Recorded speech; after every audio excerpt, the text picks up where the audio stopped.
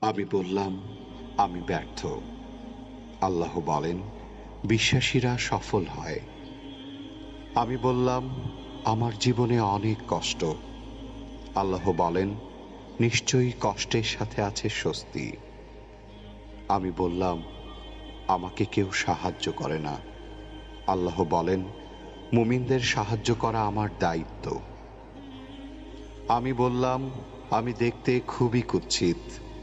আল্লাহ বলেন, আমি মানুষকে সৃষ্টি করেছি সুন্দরতম আকৃতিতে।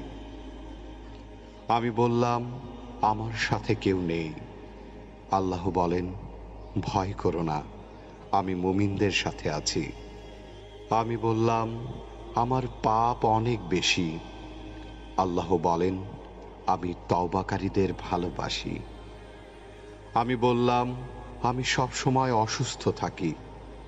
আল্লাহ বলেন, আমি কোরআনকে রোগের নিরাময় হিসাবে পাঠিয়েছি। আমি বললাম, এই দুনিয়া আমার ভালো লাগে না। আল্লাহ বলেন, তোমার জন্য পরকাল, ইহকাল অপেক্ষা শ্রেয়।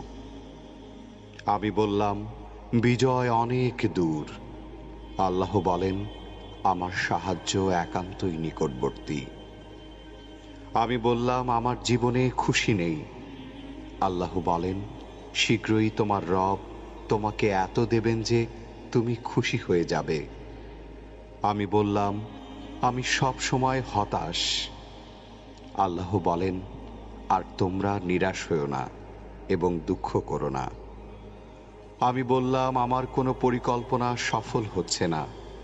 আল্লাহ বলেন, আল্লাহ সর্বোত্তম পরিকল্পনাকারী।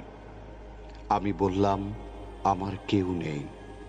আল্লাহ বলেন, যে ব্যক্তি আল্লাহর উপর ভরসা করে তার জন্য আল্লাহই যথেষ্ট।